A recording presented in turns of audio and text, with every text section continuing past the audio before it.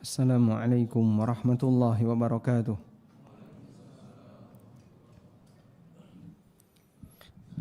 Alhamdulillahi rabbil alamin.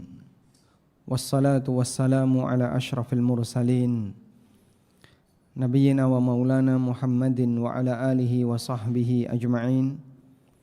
Wa ashhadu an la ilaha illallah wahdahu la syarikalah. Wa ashhadu anna Muhammadan abduhu wa rasuluh. Salawatu Rabbi wa salamu alaih wa ala alihi wa ashabihi wa man sara ala nahjihi wa stanna bisunnatihi ila yaumiddin. Alhamdulillah, puji syukur kita haturkan kehadirat Allah. Malam ini kembali kita lanjutkan kajian tafsir surat Al-Baqarah dengan mengacu kepada tafsir Ibnu Katsir. Dan insyaallah kita akan membahas tafsir ayat kursi. Ayat ini disebut dengan sebutan ayat kursi. Dan penamaan ini disebutkan dalam hadis riwayat Muslim dan yang lainnya, dan juga dikutip oleh Al-Hafidz Ibnu Katsir dalam tafsirnya. Sehingga penyebutan ayatul kursi ini nama yang syar'i, artinya berangkat dari pernyataan Nabi SAW dan para sahabat. Allahu la ilaha illa huwal hayyul qayyum la ta'khudhuhu sinatun wala naum, hingga akhir ayat. Al-Hafidz Ibnu Katsir di bagian awal dari tafsir ayat kursi, beliau banyak menyebutkan beberapa riwayat tentang keutamaan ayat kursi. Ada belasan hadis yang dibawakan oleh beliau rahimahullah, namun sebagiannya redaksinya berulang. Sebelum kita membahas itu, terlebih dahulu kita akan membicarakan tentang perbedaan pendapat di kalangan para ulama. Adakah ayat yang lebih afdol dalam Al-Quran dibandingkan ayat yang lain? Berangkat dari pembahasan, apakah ada ayat dalam Al-Quran yang lebih afdol dibandingkan ayat yang lain? Sebagian ulama mengatakan bahwa semua ayat Al-Quran punya derajat yang sama. Sehingga mulai dari Al-Fatihah sampai surat An-Nas semuanya derajatnya sama. Karena semuanya adalah kalamullah, semuanya firman Allah. Dan semua firman Allah derajatnya sama, tidak ada yang lebih unggul antara satu firman Allah dengan firman Allah yang lain. Sebagaimana ketika Anda berbicara, derajat perkataan kita bersumber dari kita, maka nilainya sama. Sehingga perkataan A nilainya sama dengan ucapan B, nilainya sama dengan perkataan C, dan demikian seterusnya. Ini pendapat yang pertama. Pendapat yang kedua, bahwa ada ayat Al-Quran yang lebih afdol dibandingkan ayat yang lain. Sebagaimana pula ada surat dalam Al-Quran yang lebih unggul dibandingkan surat yang lain. Dan ini pendapat jumhur ulama. Dan mereka berdalil bahwa Nabi SAW menyebutkan beberapa keutamaan khusus untuk surat-surat tertentu, seperti surat Al-Fatihah, seperti ayat kursi, dan yang lainnya. Penjelasannya adalah, memang betul semuanya firman Allah, semuanya berasal dari Allah, semuanya kalamullah. Tapi firman Allah yang membahas tentang Allah lebih mulia daripada firman Allah yang membahas tentang Fir'aun. Firman Allah yang membahas tentang sifat-sifat Allah lebih tinggi tingkatannya, lebih tinggi derajatnya dibandingkan firman Allah yang membahas orang-orang kafir, yang membahas Abu Lahab atau membahas tentang Qarun. Walaupun semuanya firman Allah, maka ada firman Allah yang lebih tinggi kedudukannya dibandingkan firman Allah yang lain, tergantung dari objek yang dibahas. Meskipun dilihat dari asalnya semuanya datang dari Allah, semuanya adalah kalamullah. Akan tetapi dilihat dari objek pembahasannya, firman Allah yang membahas tentang Allah, tentang sifat Allah, perbuatan Allah, lebih mulia dibandingkan firman Allah yang membahas tentang Fir'aun, tentang Abu Lahab, tentang Qarun, tentang orang-orang kafir.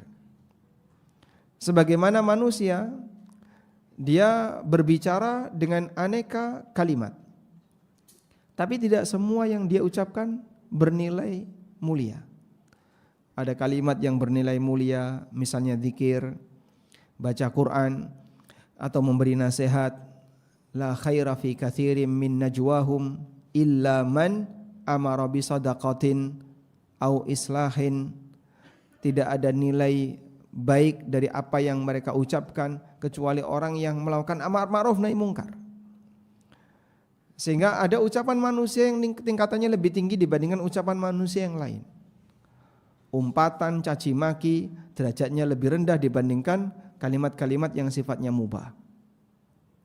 Karena itulah bisa saja bersumber dari satu subjek tapi nilainya berbeda tergantung dari objek yang dibicarakan. Baik.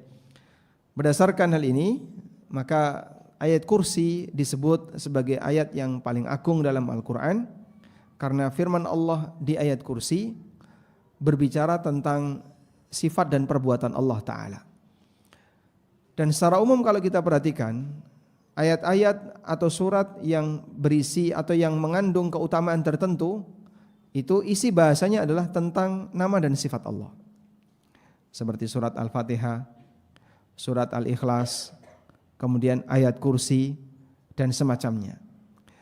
Beberapa ayat dan surat seperti ini punya nilai keutamaan tertentu karena kajian dan kandungannya membahas tentang apa? Tentang nama, sifat dan perbuatan Allah Subhanahu wa taala. Baik. Sekarang kita akan bacakan hadis yang pertama.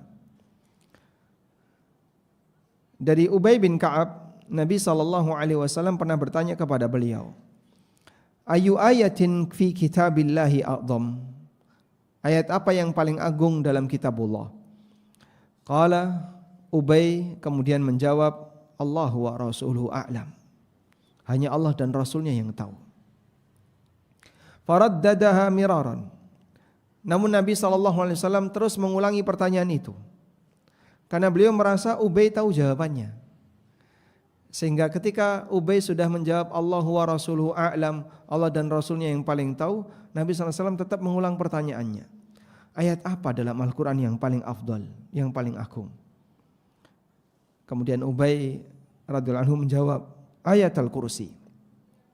Ayat yang paling agung adalah ayat kursi.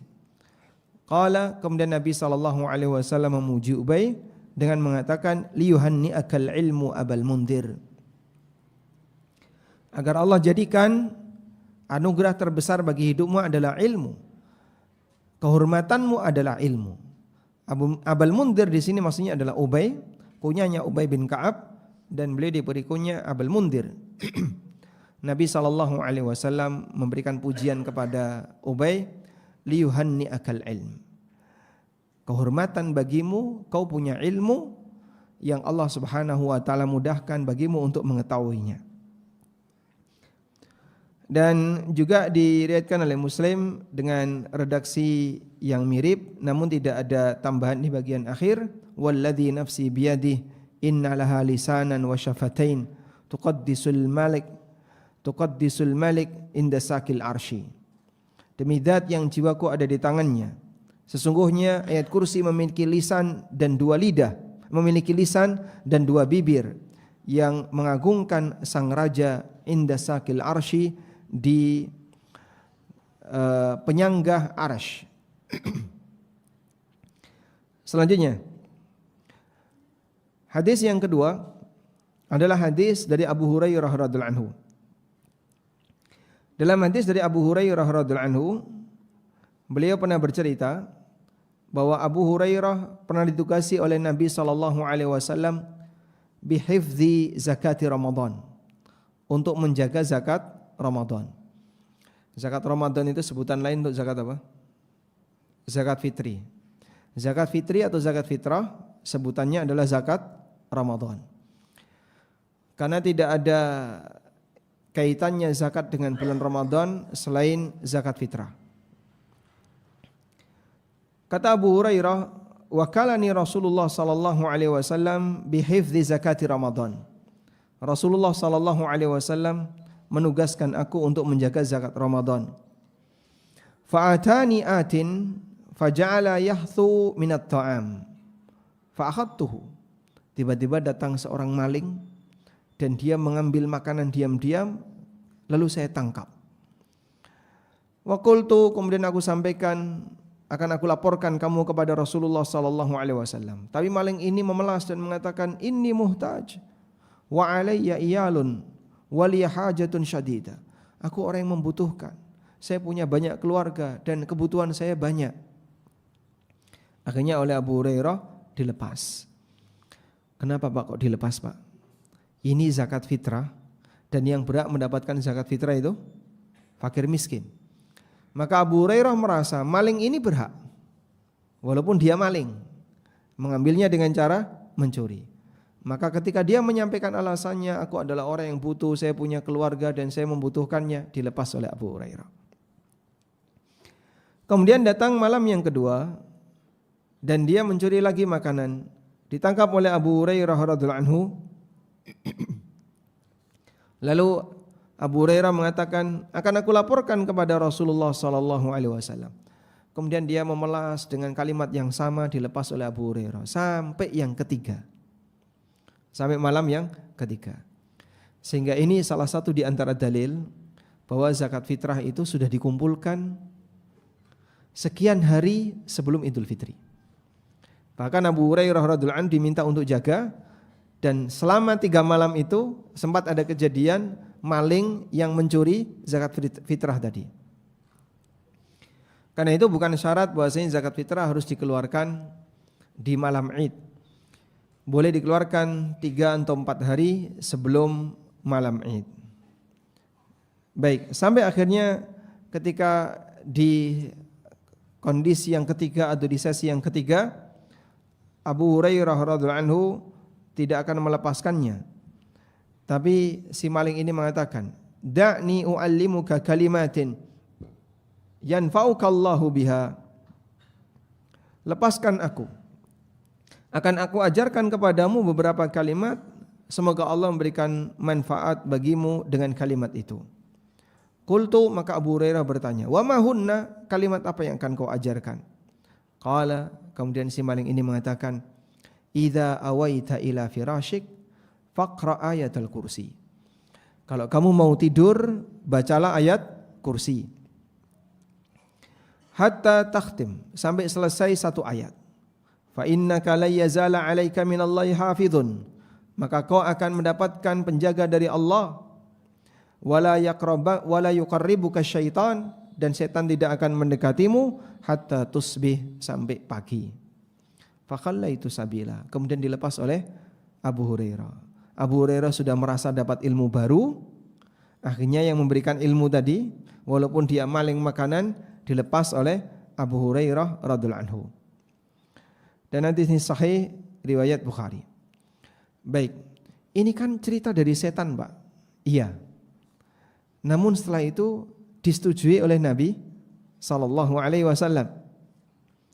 Karena pagi harinya Rasulullah sallallahu alaihi wasallam mendapatkan laporan ini dari Abu Hurairah. Lalu kata Nabi sallallahu alaihi wasallam, "Ama innahu sadaqaka wa huwa kadzub." Kali ini dia benar meskipun sejatinya dia adalah makhluk pendusta. Lalu Nabi SAW tanya sama Abu Hurairah, "Ta'lamu man tukhatib mudh thalatha layalin?" Kamu tahu siapa yang kau tangkap selama 3 hari itu? Kemudian Abu Hurairah mengatakan, "La, saya enggak tahu." Faqala, kata Nabi SAW, "Dzaka syaitan." Itu adalah setan. Maksudnya jin. Baik. Pelajaran yang bisa kita ambil dari kejadian ini. Pertama, berkaitan dengan masalah zakat fitrah boleh dikumpulkan beberapa hari sebelum malam Id. Yang kedua, budaya zakat fitrah di zaman sahabat itu dikumpulkan di panitia. Dan alhamdulillah mungkin budaya semacam ini masih terjaga di tengah kaum muslimin. Sehingga tidak diantar langsung tapi dikumpulkan di panitia. Dan waktu itu Nabi SAW mengumpulkan zakat fitrah sampai dijaga oleh Abu Hurairah.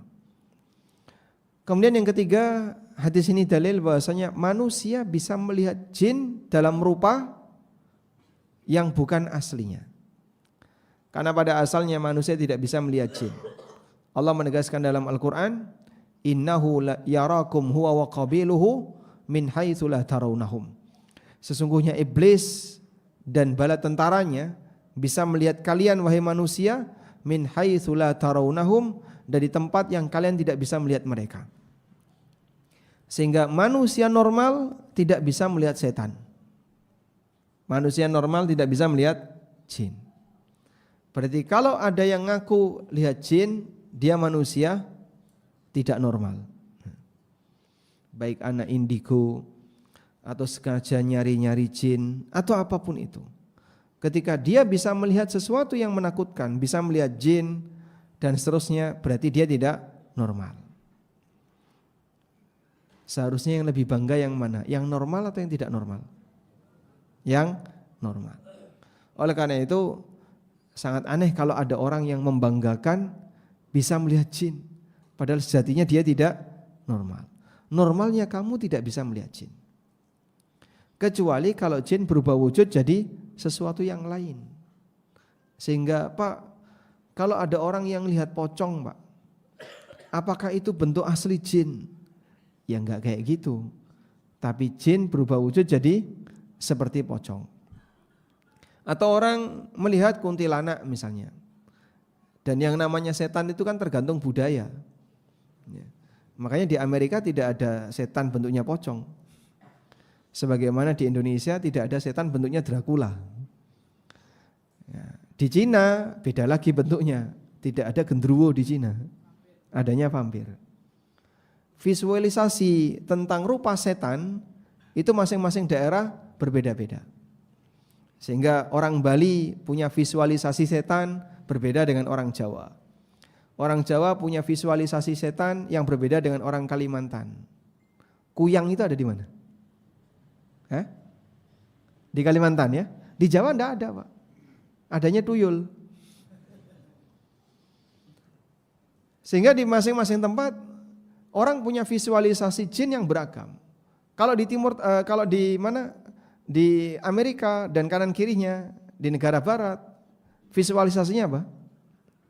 Dracula atau zombie, itu visualisasinya.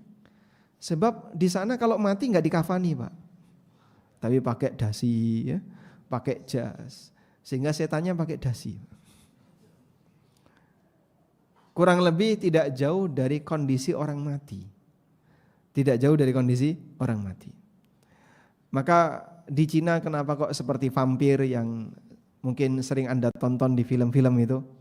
Karena seperti itulah penampilan terakhir ketika orang mati. Yang jelas itu semuanya bukan rupa asli jin. Sebab manusia tidak bisa melihat jin dalam rupa aslinya. Mereka berubah wujud jadi sesuatu yang lain dan kemudian di masing-masing daerah divisualisasikan yang berbeda-beda. Maka kalau di Indonesia ada vampir lompat-lompat kayak gitu, mungkin orang nggak takut, karena dianggapnya bintang film. Sebagaimana ketika ada pocong kok dilihat sama orang Amerika, mungkin dia nggak takut, karena dianggapnya lontong dan aneka yang lain. Sebab mereka tidak punya visualisasi hantu seperti itu. Tayyib. Namun intinya tadi ya, bahwasanya manusia normal tidak bisa melihat setan dalam bentuk asli. Mereka hanya bisa melihat setan dalam rupa tidak sebagaimana wujud asli. Abu Hurairah bisa melihatnya. Bentuknya kayak apa Pak? Ya enggak tahu rupanya kayak gimana, tapi Abu Hurairah menangkap itu seperti dia menangkap manusia. Seperti menangkap manusia. Bukan seperti wujud aslinya. Selanjutnya, dalam hadis ini terdapat dalil bahwa wakil itu boleh melakukan tindakan, sesuai yang diinstruksikan atau yang lebih baik daripada yang diinstruksikan. Abu Hurairah melepas maling, padahal maling itu sudah mengambil zakat Ramadan. Kenapa dilepas? Karena beliau merasa orang ini berhak. Sehingga orang ini berhak, maka walaupun dia mengambilnya dengan cara maling, selanjutnya dilepas dan itu sudah menjadi haknya, artinya diikhlaskan. Apakah ketika Abu Hurairah mengambil sikap seperti itu lapor dulu kepada Nabi sallallahu alaihi wasallam? Tidak. Padahal kan beliau adalah petugas dari Nabi sallallahu alaihi wasallam. Tapi ini salah satu di antara dalil bahwa apabila ada seseorang yang dia melakukan atau menjadi wakil bagi orang lain, dia diperbolehkan untuk mengambil sikap yang lebih baik daripada apa yang diinstruksikan. Baik. Kemudian di sini juga terdapat dalil tentang berita yang ada di zaman wahyu. Berita atau kejadian yang ada di zaman wahyu terkadang munculnya tidak semuanya dari Nabi. Ada setan memberitahu, kemudian ada mimpi sahabat, ada perbuatan sahabat, lalu dilaporkan kepada Rasulullah SAW. Ketika Nabi SAW sudah setuju, maka jatuhnya sunnah apa namanya? Sunnah apa? Takririyah. Ini jatuhnya sunnah takririyah. Artinya jangan jadikan hadis ini sebagai dalil yang membolehkan boleh ngarang amalan tanpa dalil. Nah, itu Abu Hurairah diajari setan untuk baca ayat kursi sebelum tidur. Berarti kan dalil bolehnya bid'ah. Terlalu jauh ya. Ini terlalu jauh. Yang benar gimana? Apa yang disampaikan oleh setan kepada Abu Hurairah dilaporkan kepada Rasulullah SAW dan disetujui oleh Nabi SAW. Dan setelah itu jadilah dalil. Andai kan tidak disetujui Nabi, Pak, ya tidak bisa jadi dalil. Karena penentunya adalah takrir dari Rasulullah SAW. Sebab sebagian orang ada yang mengumpulkan hadis-hadis seperti ini, lalu dijadikan sebagai alasan banyak sahabat yang melakukan amalan tanpa bimbingan dari Nabi SAW. Dan setelah itu disetujui oleh Nabi. Berarti itu dalil bolehnya melakukan amalan-amalan yang tidak ada dalilnya, yang penting disetujui oleh Nabi SAW. Maka pertanyaannya, kalau orang zaman sekarang merangkai sebuah amalan, siapa yang jamin kalau Nabi setuju? Ya dari mimpi, Pak. Lewat mimpi Rasulullah SAW. Kok bisa? Nah, makanya syariat telah Allah jadikan sebagai sesuatu yang sempurna, sehingga menutup celah bagi siapapun untuk nambahi ajaran Islam. Dan itu anugerah bagi kita. Oleh karena itu, keberadaan aneka amalan tadi yang tidak bersumber dari Nabi SAW seperti adzan, itu dari mana adzan? Mimpinya siapa yang bermimpi adzan? Umar bin Khattab. Satu lagi, Abdullah bin Zaid. Abdullah bin Zaid bermimpi adzan, lalu melaporkan kepada Rasulullah SAW. Dan Nabi SAW merestuinya. Hadhi ru'ya salihah, ini adalah mimpi yang benar, direstui oleh Nabi SAW. Lalu beliau minta, kamu ajarkan kepada Bilal, fa innahu andanu sautan minka, karena suaranya Bilal lebih lantang daripada suaramu. Baik. Kemudian di sini ada keutamaan membaca ayat kursi sebelum tidur, dan keutamaan semacam ini selayaknya tidak kita tinggalkan. Bagaimana kalau dalam kondisi haid? Bagaimana kalau dalam kondisi haid? Sementara kita berpendapat wanita haid tidak boleh baca Quran. Baik. Dalam kondisi haid, wanita haid yang mau tidur tetap dianjurkan membaca ayat kursi. Loh, kan ayat kursi itu Al-Quran. Iya, ayat kursi itu Al-Quran. Namun dibaca sebagai wirid dan dzikir, bukan dibaca dalam rangka tilawah. Bukan dibaca dalam rangka tilawah. Maka teks Al-Quran bisa dibaca dengan aneka dan beragam niat. Bisa dibaca dalam rangka tilawah, sehingga dianjurkan untuk memenuhi standar tilawah. Bisa dibaca dengan niat untuk istidlal, dikutip dalam rangka dijadikan dalil. Bisa dibaca sebagai bentuk wirid, sebagaimana juga bisa dibaca sebagai bentuk ruqyah. Dan masing-masing wa innama likulli imri'in ma nawa, fungsinya sesuai dengan apa yang mereka niatkan. Baik. Selanjutnya, hadis berikutnya adalah hadis dari Ubay bin Ka'ab. Beliau mengatakan, annahu kana lahu jurnun fihi tamrun. Ubay bin Ka'ab itu pernah memiliki kantong-kantong yang isinya kurma. Fakana Ubay yata'ahaduhu fawajaduhu yanqus. Dan Ubay itu selalu ngitung, perhatian. Ternyata dijumpai oleh Ubay jumlahnya ada yang kurang. Faharasahu dzata lailah. Fa idza huwa bidayatun syabihul ghulamil muhtalim. Akhirnya malam itu ditunggui sama Ubay. Berarti ada yang maling ini. Biasanya kalau maling merasa aman, nanti malam yang kedua akan datang lagi. Ditunggui sendirian di kebunnya. Ubay bin Ka'ab, Masya Allah.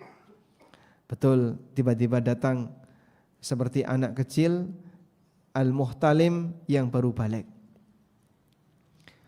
Qala fasallamtu alaihi, kemudian Ubay menyampaikan salam, faraddas salam, lalu dia jawab salam. Coba Bapak dalam situasi kegelapan sendirian terdengar kerusak-kerusak.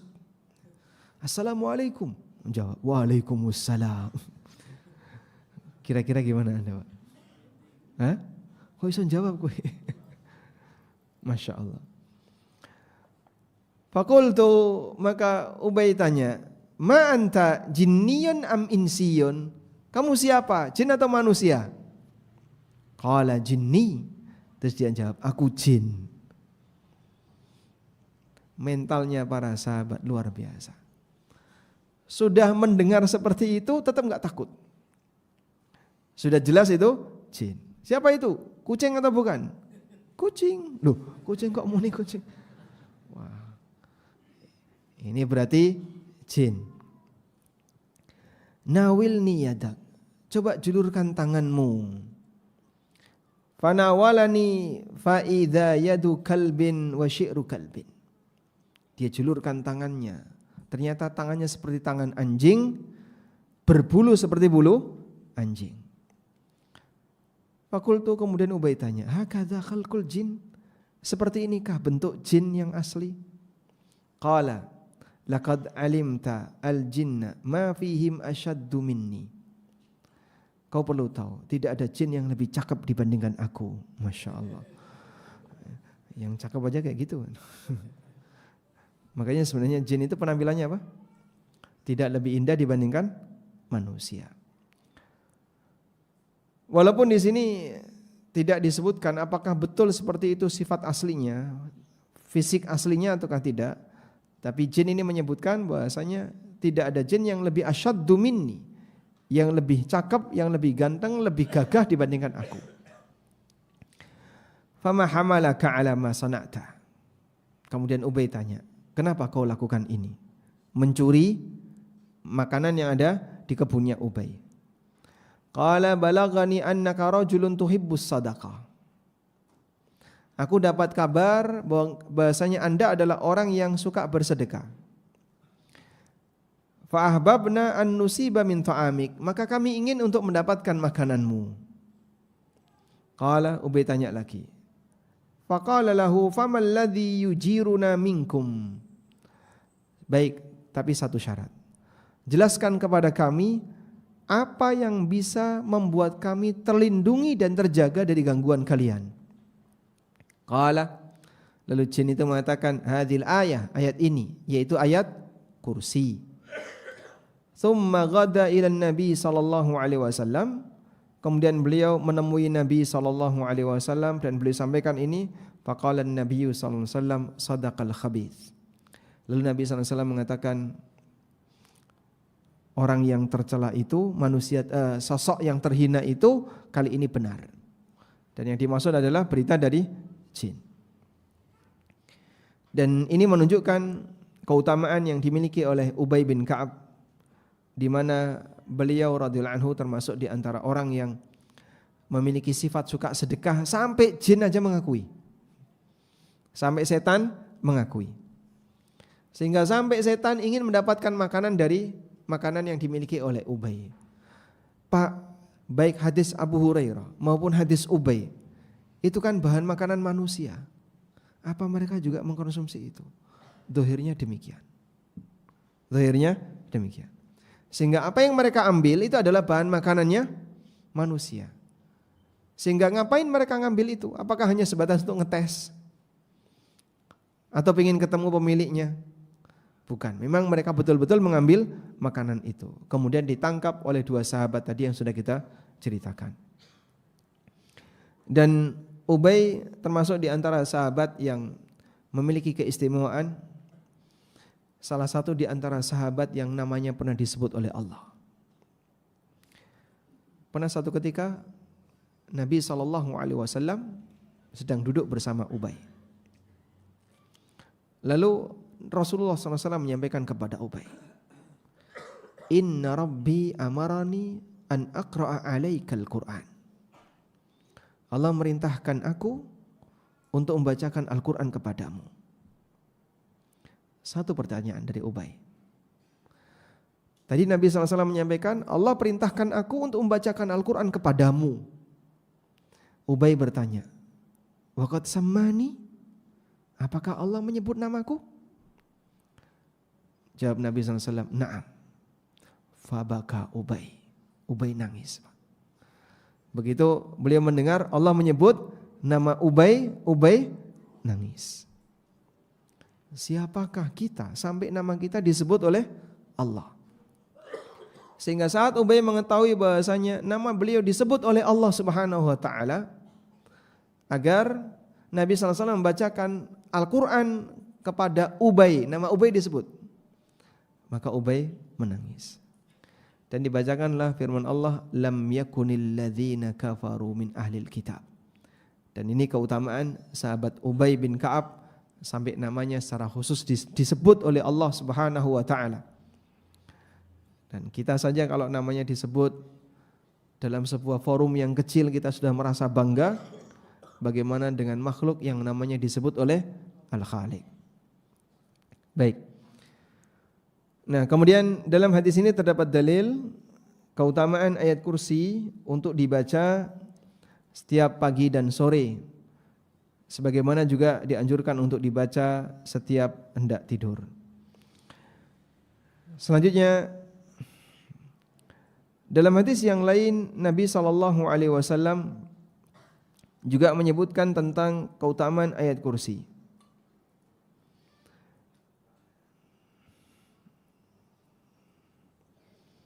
Hadis dari Umar bin Khattab radhiyallahu anhu.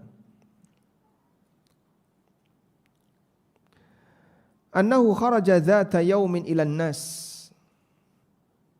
wa hum samatat. Faqala ayyukum yukhbiruni bi'a'dhami ayatin fil Qur'an.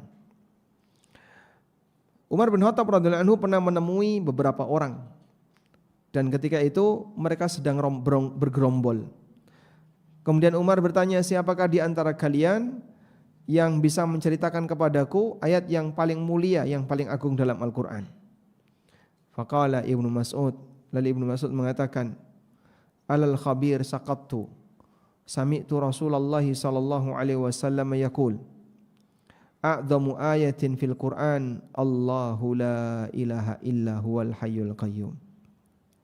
Kata Ibnu Mas'ud, aku pernah mendengar Rasulullah sallallahu alaihi wasallam mengatakan, ayat yang paling agung dalam Al-Qur'an adalah Allahu la ilaha illa huwal hayyul qayyum.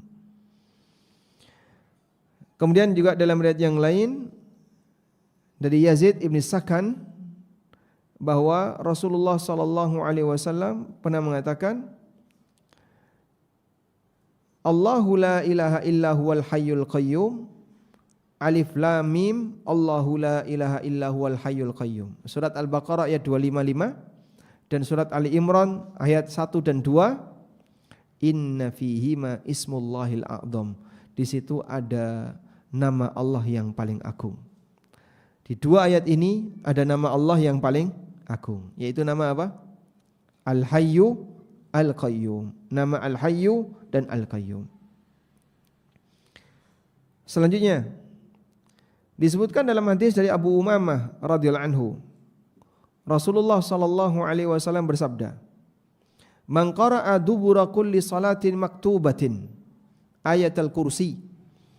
Siapa yang membaca ayat kursi seusai melaksanakan salat 5 waktu, salat wajib, lam yamna'hu min dukhulil jannah illa ayyamut, maka tidak ada yang menghalanginya untuk masuk surga kecuali kematian. Siapa yang selesai salat dia membaca ayat kursi, tidak ada yang menghalangi dia untuk masuk surga selain kematian. Artinya kalau ada orang selesai salat lalu dia membaca ayat kursi, ya, kemudian dia mati, masuk surga. Tapi kenapa kok enggak masuk surga, Pak? Sebab orangnya masih hidup. Sehingga tidak ada yang menghalangi dia untuk masuk surga kecuali kematian. Ini diriwayatkan oleh An-Nasa'i dalam Amalul Yaum wa Lailah dan juga Ibnu Hibban dalam sahihnya. Kemudian juga disebutkan dalam hadis yang lain berkaitan dengan keutamaan ayat kursi, disebut oleh Nabi SAW ayat kursi rubu'ul Quran. Ayatul kursi itu 1/4 dari Al-Quran. Sehingga siapa yang membaca ayat kursi berarti dia telah membaca 1/4 dari Al-Quran. Wallahu alam. Dan masih banyak hadis-hadis yang lain yang jika kita simpulkan di beberapa tempat kita dianjurkan membaca ayat kursi. Yang pertama apa? Setiap pagi dan sore. Yang kedua, sebelum tidur. Yang ketiga, pasca sholat 5 waktu. Dan semuanya punya nilai keutamaan khusus. Baik, nilai keutamaan itu didapatkan ketika kapan, Pak? Saat yang bersangkutan betul-betul serius dengan menghadirkan kita sedang membaca sifat nama Allah dan sifat-sifat Allah. Dan tidak ada yang bisa mengalahkan nama Allah Subhanahu wa taala. Karena itulah di waktu-waktu yang istimewa seperti itu membaca ayat kursi memiliki nilai keutamaan di mana kita akan dilindungi oleh setan, oleh Allah dari gangguan setan. Wallahu alam. Baik, kita akan dengarkan adzan Isya terlebih dahulu. Wassallallahu ala nabiyyina Muhammadin wa ala alihi wa sahbihi wasallam.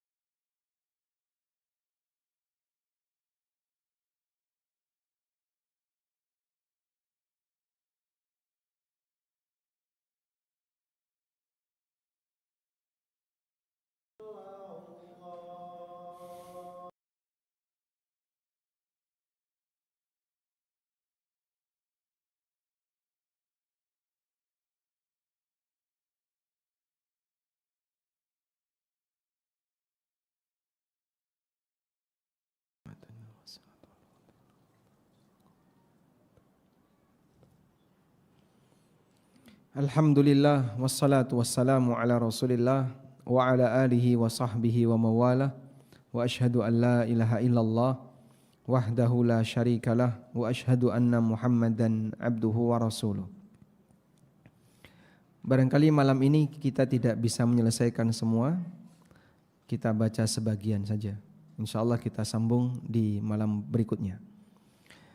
Kita mulai dari penggalan Allahu la ilaha illa huwa al-hayyul qayyum. Allah menceritakan tentang siapakah dirinya. Dan dalam Al-Quran banyak sekali ayat yang menceritakan tentang identitas siapakah Allah untuk dikenali oleh para hambanya. Maka mengenal yang tingkatannya paling tinggi adalah mengenal Sang Pencipta. Sehingga ilmu tentang Allah adalah ilmu yang paling mulia. Ada ungkapan syaraful ilmi bi syarafil ma'lum. Tingkatan keutamaan ilmu berbanding lurus dengan tingkatan apa yang dipelajari. Dan itu tidak hanya berlaku dalam ilmu agama. Bahkan termasuk dalam ilmu dunia kaidah ini berlaku. Contoh sederhananya, bukan dalam rangka untuk merendahkan salah satu. Kira-kira menurut Bapak, ya, menurut Anda, mana yang lebih punya status sosial? Alumni S1 kedokteran atau alumni S1 tata boga? Ya, mana yang lebih punya status sosial? Alumni S1 kedokteran atau alumni S1 jurusan tata boga? Sama-sama 4 tahun, sama-sama S1. Tapi kenapa alumni S1 kedokteran dianggap lebih punya status sosial daripada tata boga? Dan seterusnya. Ini karena yang dipelajari dianggap lebih tinggi daripada yang ini, lebih tinggi daripada itu. Baik. Alumni S1 kedokteran umum dengan alumni S1 kedokteran hewan, lebih tinggi mana itu, Pak? Yang mana? Umum. Kampusnya di atas, Pak. Yang hewan kan di bawah, ngelerek ngisor. Kenapa bisa demikian? Karena objek yang dipelajari berbeda. Sampai ada yang berkomentar, perawat sama dokter, kuliahnya di satu jurusan, di satu kampus yang sama, satu fakultas yang sama. Tapi begitu metu, derajatnya beda. Kan di rumah sakit beda derajatnya. Wallahu a'lam. Demikianlah masalah derajat itu pilihan orang, ya. Baik. Ada banyak sekali ilmu dalam syariat ini. Ada ilmu tentang A, ilmu tentang B seperti yang kita tahu. Dan yang paling tinggi adalah ilmu tentang Allah. Fa inna syarafal ilmi bi syarafil ma'lum. Karena keutamaan nilai ilmu berbanding lurus dengan apa yang diketahui, apa yang dipelajari. Oleh karena itulah ilmu tentang Allah adalah ilmu yang paling tinggi. Bahkan Allah jadikan ini sebagai salah satu tujuan mendasar Allah ciptakan langit dan bumi. Allah ciptakan jin dan manusia untuk beribadah kepadanya. Tujuan Allah ciptakan langit dan bumi, tujuannya agar manusia mengenali siapa penciptanya. Allahul ladzi khalaqa sab'a samawatin wa minal ardi mithlahun yatanazzalul amru bainahun. Allah lah yang menciptakan 7 lapis langit. Wa minal ardi mithlahun, dan Allah yang menciptakan bumi mithlahunna, semisal dengan itu, semisal dengan 7 lapis langit. Berarti bumi juga punya 7 lapis. Yatanazzalul amru bainahun, terjadi aneka kejadian di antara langit dan bumi. Sehingga Dia yang menciptakan langit yang 7, bumi yang 7 lapis, dan semua kejadian di langit dan bumi. Lita'lamu annallaha ala kulli syai'in qadir wa annallaha qad ahata bi kulli syai'in ilma. Agar kalian mengetahui, agar kalian mengilmui annallaha ala kulli syai'in qadir wa annallaha qad ahata bi kulli syai'in ilma. Sehingga ketika Allah menjelaskan Allah ciptakan langit dan bumi berikut isinya agar kalian mengilmui, maka salah satu di antara tujuan Allah ciptakan langit dan bumi adalah agar kita mengenal siapa Sang Pencipta. Karena itulah mengenali Sang Pencipta di antara kewajiban yang paling asasi yang dilakukan oleh seorang makhluk. Sehingga dalam Al-Quran Allah banyak memperkenalkan tentang dirinya. Maka jangan sampai ketika kita ditanya, sebutkan ayat yang berisi tentang penjelasan Allah. Yang mana ya Pak? Bingung, subhanallah. Padahal sangat banyak. Alhamdulillahirabbil alamin. Allah memperkenalkan dirinya. Siapakah Allah? Segala puji bagi Allah Rabbul Alamin, Ar-Rahmanir Rahim, Maliki Yaumiddin. Qul huwallahu ahad, Allahu samad, Allahu la ilaha illa huwa al-hayyul qayyum. Dan masih banyak ayat-ayat yang lain, dan Allah letakkan di ujung-ujung ayat, innahu huwas samiul alim, innahu huwal azizul hakim, wa kana Allahu ghafurar rahima, wa kana Allah, banyak sekali. Maka jangan sampai seorang muslim tidak bisa cerita tentang Allah. Coba ceritakan tentang Tuhanmu. Aku bisa cerita. Tuhanku seperti ini, seperti ini, seperti ini. Dari mana kau tahu? Dari kitab yang diturunkan oleh Tuhanku. Allahu la ilaha illa huwal hayyul qayyum. Kata Ibnu Katsir, ikhbarun bi annahul mutafarrid bil ilahiyyah li jami'il khalaiq. Di sini Allah memberitahu bahwasanya Dia adalah Zat yang Maha Esa untuk disembah. Sehingga Dia adalah Zat yang memiliki uluhiyah di atas seluruh makhluknya. Maka Dia wajib disembah oleh seluruh makhluknya. Al-Hayyul Qayyum, Zat yang Maha Hidup, Al-Qayyum, dan mengurusi kehidupan. Ay al-hayyu fi nafsihi. Allah Zat yang Maha Hidup, dirinya hidup. Alladzi la yamutu abada, yang tidak pernah mati. Al-Qayyim, dan Dia ngurusi kehidupan li ghairihi, yang lain. Maka Dia Maha Hidup dan ngurusi kehidupan yang lain. Wa kana Umar, dan Umar membaca ayat ini dengan kalimat Al-Qayyam. Allahu la ilaha illa huwal hayyul qayyam. Al-Qayyam bermakna Al-Qayyum, artinya yang ngurusi kehidupan. Fajami'ul mawjudat, maka semua yang ada muftakiratun ilaih, butuh kepadanya.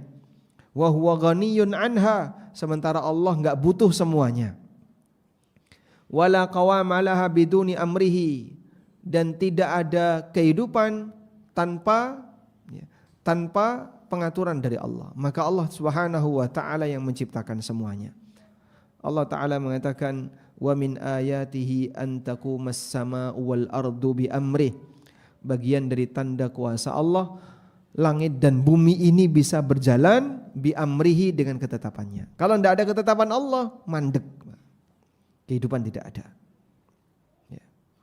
Nah, semakin sering kita baca seperti ini, nanti akan menimbulkan apa Pak? Rasa cinta kepada Allah. Sehingga kecintaan seorang hamba ditumbuhkan dengan cara banyak menyebut nama-nama Allah, mengagungkan nama Allah, menggali lebih dalam sifat-sifat dan perbuatan Allah yang semuanya sempurna dan baik. Itu akan membuat rasa cinta seorang hamba kepada Allah Subhanahu wa taala. Wallahu a'lam. Insyaallah lanjutannya akan kita bahas di pertemuan berikutnya. Wassallallahu ala nabiyyina Muhammadin wa ala alihi wa sahbihi wasallam. Wa akhiru da'wana anil hamdulillahi rabbil alamin. Wassalamualaikum warahmatullahi wabarakatuh.